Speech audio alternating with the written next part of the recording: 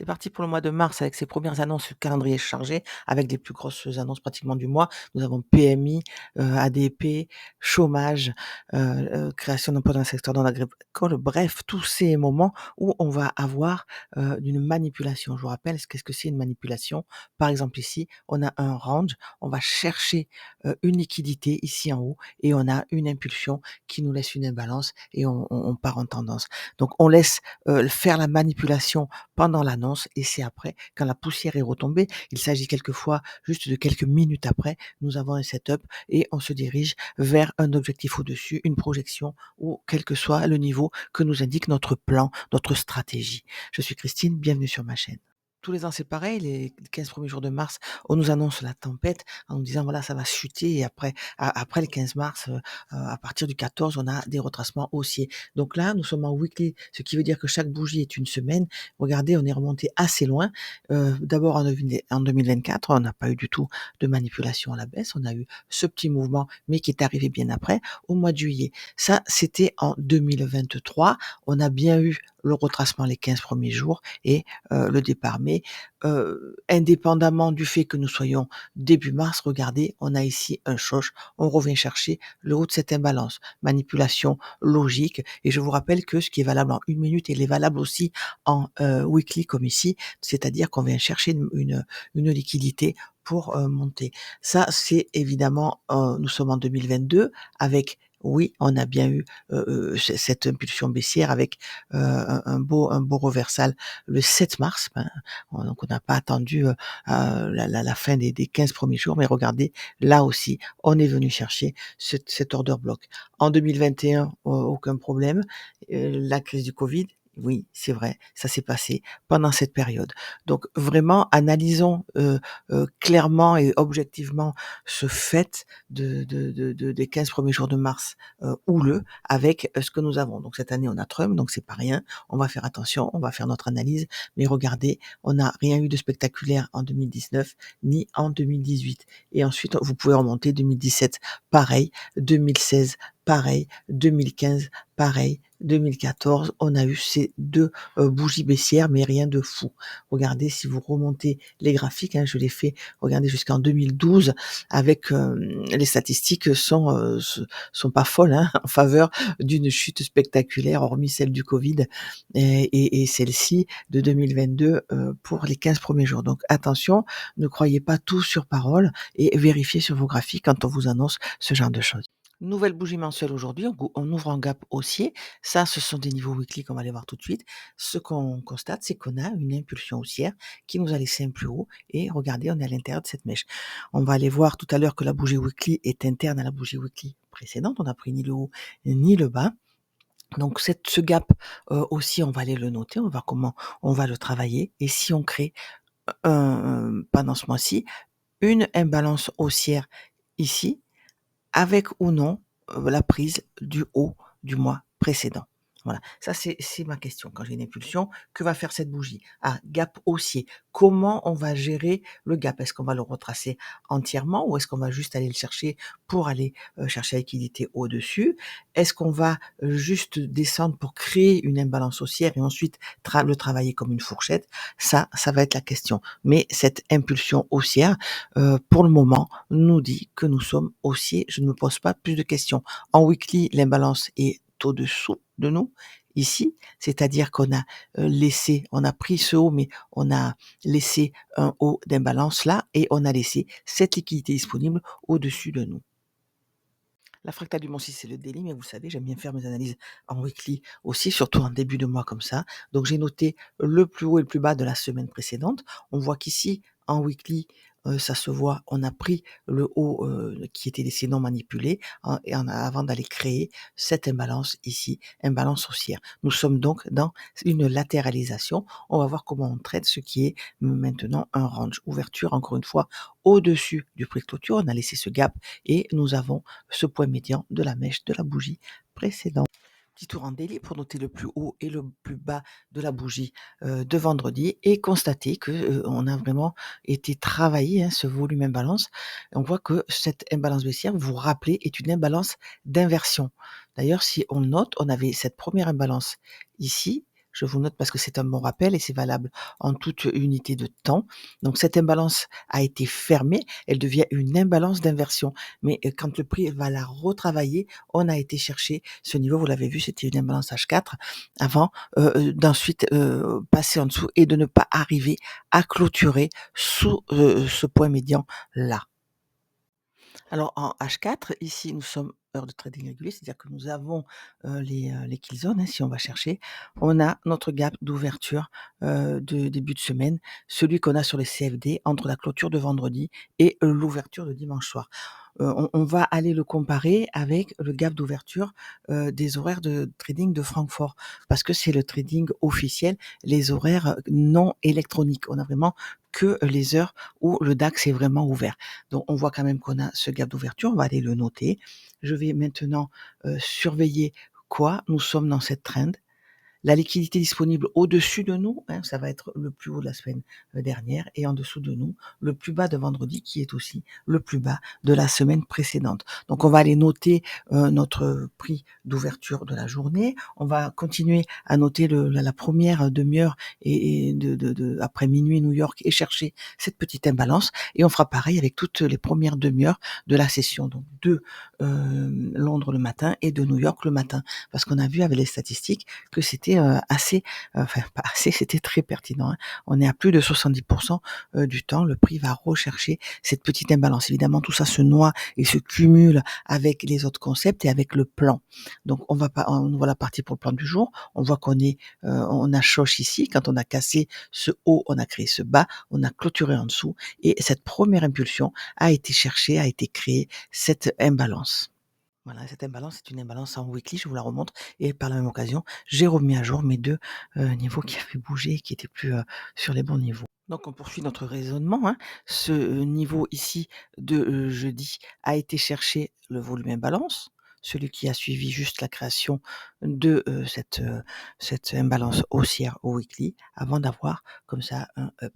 Là, on n'avait pas d'imbalance jusqu'à ce volume imbalance, mais il avait été fermé. Et vous savez qu'une fois qu'un volume imbalance est fermé, on l'efface. Ce n'est pas comme une imbalance. Il restait cette toute petite imbalance au-dessus où on peut zoomer, hein. On n'a pas réussi à clôturer jamais au-dessus de son point médian. Cette imbalance est donc encore valable. C'est pour ça qu'elle est encore en, en orange. C'est parce que dans l'unité de sa création, on l'a pas fermé, ce qui fait de cette bougie haussière ici un order block baissier. Donc nous sommes remontés prendre cette liquidité, mais on a aussi pris le plus haut de vendredi. Et ça, quand c'est fait vraiment pendant l'Asiane, c'est vraiment un signe de continuation haussière. Donc attention, au-dessous de nous, quand nous avons créé le plus bas de la semaine dernière, dans ici ce volume imbalance, il en reste une toute petite partie. On peut constater que le bas précédent, qui est une liquidité non manipulée, hein, est aussi le haut d'imbalance, donc ça peut être un target à l'avenir. Mais on remarque qu'avant ça, cette mèche-là, en H4, est venue se reconnecter à ce market shift. Donc attention, on va aller chercher un petit peu des déséquilibres en dessous. Bon, on a le temps, on n'en est pas encore, mais on voit qu'ici, il en reste un tout petit. Donc c'est facile, il suffit de mettre l'aimant ici à gauche de votre TradingView pour que quand vous ayez un objet sur un niveau, il s'aimante au bon moment. Parce que des fois on a des décalages visuels, hein, des décalages dus au, au graphique et au changement d'horaire. Donc voilà, ça c'est quand on a l'aimant ici, on va s'accrocher au bon niveau. Donc on voit qu'on a encore une petite imbalance ici. Donc le premier déséquilibre en dessous, ça sera celui-là. On va vérifier aussi ce qui reste comme volume imbalance, mais néanmoins, une fois qu'on a été le chercher, ben regardez, il n'y en a pas. On a vraiment été se reconnecter au bas du volume imbalance. Donc oui, on a laissé ici juste une mèche, il n'y a pas de corps, mais l'order flow est respecté. On a été chercher l'argent où il était, c'est-à-dire sur cette bougie qui elle-même avait été le voler sur cet order block. Donc voilà, on a vu que au-dessous de nous, hormis le gap d'ouverture, donc c'est pour ça que le gap d'ouverture de début de semaine, il faudra bien le surveiller, parce qu'en dessous de nous, on a des niveaux qui peuvent descendre évidemment assez bas. Donc, avec les heures de Francfort, on a pu mettre le gap d'ouverture début de semaine, puisqu'il est 8h20, 8 heures passées. On a créé donc ce gap qui va être valable toute la semaine. Et ça, c'est celui de la semaine dernière. Regardez comment on a travaillé. On a été chercher son point médian. On a même été chercher le quart inférieur sans réussir à clôturer en dessous. Jamais. Jamais on a laissé cette ouverture-là. Évidemment, on l'a fait pendant les heures de trading électronique, mais on a des niveaux un petit peu plus clairs comme ça. Comme dit ICT, le corps raconte l'histoire, les mèches font les dégâts. C'est un petit peu pareil avec les heures régulières et les heures de trading électronique. On va maintenant repasser dans notre graphique avec les killzones Asie pour pouvoir faire notre plan et regarder un petit peu ce qu'on veut voir sur les graphiques pour notre plan hebdomadaire. Donc encore une fois, on a cette imbalance ici et ce gap d'ouverture début de semaine ici que nous sommes en train de retravailler après avoir pris cette liquidité et regardez en dessous, tout est connecté, hein. Cette bougie va chercher cet order block là qui lui-même va chercher celui-là, le haut de l'imbalance. Donc on n'a pas vraiment de raison de clôturer sous le point médian de ce qui est ici un order block. Si on le fait, ça va être pour aller chercher la liquidité en dessous. Encore une fois, le prochain déséquilibre, ça va être ce gap, cette imbalance weekly. Donc au-dessus de nous, qu'est-ce qu'on va faire? On va surveiller le niveau du plus haut de vendredi, qui est un niveau de market shift. On l'a déjà pris, on peut très bien s'appuyer dessus en travaillant le gap d'ouverture début de semaine pour remonter, prendre quoi? Le plus haut qu'on vient de créer ici. On va regarder comment on traite cet order block ici, son point médian, et encore une fois, cette imbalance ici, qui est toujours valable. On n'a pas réussi à clôturer au-dessus de son point médian, on peut très bien le faire, hein. Moi, ce qui m'intéresse maintenant, c'est de voir comment on va travailler ce niveau. Parce que là, dans cette grande trend, il y a cette plus petite trend et c'est comme un ressort qui se tend. Ça va partir très vite et ça risque de partir très fort, surtout avec les annonces qu'on a vues et le discours de Trump qui va nous parler demain soir, je crois, des droits de douane et des autres mesures qu'il a déjà mis en place et qui inquiètent un petit peu. Évidemment, ça, on l'a vu sur les marchés. Ce n'est pas pour ça que le prix chute. On a vu que c'est très manipulé, hein. On devrait être beaucoup, beaucoup plus bas si les prix n'étaient pas manipulés, mais c'est pas grave. Nous, ils nous laissent des setups, des niveaux que l'on peut respecter et que l'on peut trader. Donc, encore une fois, cette imbalance ici va m'intéresser avec ce niveau-là. Si en H4, la liquidité disponible est sur le haut de cette imbalance weekly ici, en M15, on voit bien que ce n'est pas la même chose. Donc c'est le M15 qui va nous intéresser, qui va nous dire qu'est-ce qu'on respecte ou pas comme POI. Quand on a créé ce gap d'ouverture de début de journée, regardez qu'en CFD, il était plus petit, hein, de la fin de cette bougie au début de celle-là. Et on a été le chercher. Regardez comme ça correspond bien au point médian du gap d'ouverture de début de semaine des heures officielles. Et là, on a cette fameuse prise de liquidité. On a été chercher ici nos equal high en créant ce plus haut et regardez, on n'arrive pas à passer au-dessus. Au contraire, on a été, regardez, hop, market shift.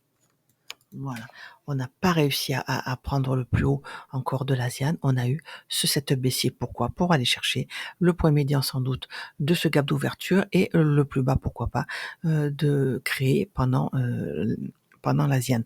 Donc nous, c'est pourquoi ce setup baissier? Pourquoi à cet endroit-là? Pourquoi ce setup baissier sans avoir pris le plus haut de l'Asian? Et parce que peut-être ce setup baissier a pour but d'aller juste chercher le niveau. On a vu qu'on voulait voir comment on traitait ce gap d'ouverture début de semaine avant de le faire plus tard. Donc là, pour l'instant, en M15, nous sommes passés baissier ici. Au-dessus, on a évidemment ce niveau qui a été créé, mais on n'oublie pas qu'on a pris nos equal high. On n'oublie pas qu'on avait un ordre bloc baissier en HTF. Donc évidemment, on va voir ce qui s'est passé en liquidité interne quand on a pris ces equal low. Regardez, on a eu un setup un petit peu comme ce qu'on est en train de faire là. Donc on a pris ce setup et on a créé ce haut, ce qui fait de cette bougie, dernière bougie haussière avant la baisse, un breaker. Donc le haut du breaker, il va être sur les 22 600. On a notre bas du gap d'ouverture de début de semaine sur les 22 590. Vous voyez où je veux en venir? On peut très bien aller chercher, s'appuyer, comme on l'a dit, sur le plus haut de la veille et avoir ici une poursuite haussière. Donc c'est un niveau que j'envisage. Pourquoi? Parce que nous n'avons pas pris le haut de l'Asian encore. L'open de minuit à droite en M1, nous sommes toujours en M15 à gauche, avec la première imbalance, celle qui va rester toute la journée sur les graphes, avec celle qui va y avoir la première imbalance, s'il y en a une, hein, dans la première demi-heure de l'open. Et nous avons ici le gap d'ouverture, hein, la première demi-heure, donc après minuit, avec cette amplitude-là. On peut voir qu'une fois qu'on l'a cassé à la hausse, on a été chercher non seulement le premier niveau, mais surtout le deuxième niveau. Et regardez comme c'est flagrant, parce que c'est sur ce niveau-là qu'on a eu le reversal. Donc on peut très bien être parti pour un mouvement plus grand, hein, baissier, c'est-à-dire aller chercher le lot précédent. Pourquoi je dis ça? Parce que ici j'ai mon setup, j'ai choche à la baisse, la bougie précédente a laissé une imbalance M15, on le voit sur ce niveau des 22 668, ça va être le bas de mon imbalance M15 et on n'a pas pris le plus bas pendant la Diane et surtout si on veut pas du tout, si on veut rester dans les horaires réguliers, ce qui est un peu compliqué parce qu'il nous faut quand même des niveaux électroniques, on a la partie inférieure de ce gap d'ouverture de début de semaine sur les heures régulières à aller chercher, ce qu'on n'arrive pas à faire pour le moment. On est dans la partie supérieure, on a déjà pris le quart supérieur mais pas encore son équilibrium. Donc on peut très bien aller chercher le haut de cette imbalance ici, avoir un reversal pour aller finir le boulot. Et encore une fois, c'est sur ces niveaux-là que je m'inquiéterai. Impulsion, si on a une grosse impulsion, hein, donc on peut très bien uniquement s'appuyer sur ce market shift sous la forme du plus haut de vendredi pour continuer à aller travailler ce niveau. On peut le faire. Ce n'est pas dans l'immédiat puisqu'on a ce travail à faire, mais on peut le faire. Pourquoi? Parce que si on ne le fait pas, si on clôture en dessous ces niveaux, encore une fois, c'est les 22 171 qui nous appellent. Est-ce que c'est le bon moment? Je ne sais pas. Nous sommes lundi. Là, le cours nous prépare un setup de la matinée. Il est 8h34, donc on va pouvoir même marquer le prix de 8h30. Voilà, le 8h30 est en dessous de nous. On a ce petit reversal haussier sans avoir pris ce plus bas. Le prix a des choses à faire. On sait qu'on a de 70% de chances de retourner chercher dans la journée ce gap. Est-ce qu'on va le faire maintenant avant d'avoir le vrai setup du matin qui va chuter hein, jusqu'à ce niveau-là, ou est-ce que ce niveau va tenir? Mais je n'envisagerai pas un achat avant d'avoir pris le point médian au moins du gap d'ouverture début de semaine, si ce n'est le market shift ici sur les 22 616. S'il le fait, encore une fois, je le récupérerai après. On va clôturer au-dessus, on va venir s'appuyer sur un de ces niveaux et pour aller chercher le plus haut créé sous la forme du plus haut de l'Asiane ou le point médian de cette imbalance ici. Pour le moment, nous sommes baissiers. Le 8h30 est sous le New York. Encore une fois, c'est baissier et en dessous, on a ces niveaux qui nous appellent. Donc oui, il y a des imbalances, il y a des déséquilibres en M15. Non, il n'y en a pas en H4. Ça veut dire quoi? Que le prix à l'intérieur, c'est la liquidité interne et qui va nous balader et qui peut faire absolument ce qu'il veut. D'où la nécessité de respecter ces niveaux. Encore une fois, hein, on n'a pas cassé le haut ni le bas de l'Asian. Voilà, et pour filtrer un petit peu votre trading, ceux qui ont peur d'un peu de trop trader, un peu d'overtrading, un peu de pas savoir où on est, ben, dans une minute, on va attaquer la deuxième macro. C'est-à-dire que pendant cet horaire-là, cette petite tranche de 20 minutes, on a confirmé le setup là, on a été clôturé en dessous avec une entrée pour aller chercher un niveau. On va voir si la macro qui commence dans une minute va nous offrir la possibilité de prendre une liquidité immédiate avec la poursuite de la baisse pour redescendre, chercher au moins le 8h30 et encore une fois, je voudrais bien aller m'appuyer sur ce market shift ici avec plus tard dans une macro un reversal haussier pour finir le job ou sinon nous sommes baissiers et que nous allons chercher cette liquidité en dessous. Donc vous le voyez, c'est un peu flou encore pour moi, mais c'est pas grave parce que si j'ai un setup à un moment donné, je vais prendre mes partiels sur la liquidité suivante. Admettons que j'ai un setup baissier ici, moi je vais prendre et que j'ai mes 20 points pour prendre mon TP1, je prendrai mon TP1 sur le 8h30. Le trade sera sécurisé, même si on va chercher ici ce niveau, qu'on a un achat pour ensuite monter. Si par contre on est baissier, qu'on va juste s'appuyer sur un POI baissier, je serai dans le trade pour aller un petit peu plus bas. On surveille les POI qui fonctionnent et ceux qui ne fonctionnent pas. Ça aussi c'est important. Regardez, imbalance haussière ici, elle a été fermée. Là, on commence à s'inquiéter. On crée cet order block ici en M1 avec une impulsion haussière.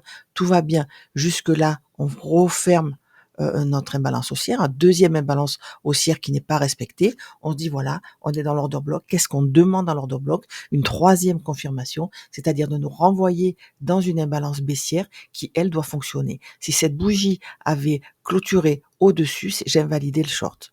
Cette bougie, au contraire, regardez, nous renvoie et nous laisse ce volume imbalance. Pour moi, c'est un click short à ce moment-là. Je ne l'ai pas fait, hein, j'étais avec vous, mais c'est ce qui se passe. C'est comme ça que je travaille, avec un stop au-dessus du plus haut commun créé. Je vais chercher à être dans la partie supérieure, hein, de cette bougie, donc ça serait un stop ici, avec un TP1 des partiels sur ce niveau-là ou sur l'Asian Low. Donc voilà, je ne serai pas trop disponible cette semaine, mais néanmoins, je suis sur le Discord pendant les heures de trading. Vous savez, je trade de 9 heures à 11 heures le matin et j'essaye de faire aussi la kill zone l'après-midi sur les US pour trader une Nasdaq et suivre mes trades de l'après-midi, si je n'ai pas pu les prendre le matin. Mais en tout cas, c'est souvent du suivi sur le DAX après-midi et une prise de position sur le Nasdaq. Je vous dis, à moins qu'on ait des choses exceptionnelles l'après-midi sur le DAX. Surveillez bien le calendrier économique. Je vous dis à tout de suite sur le Discord.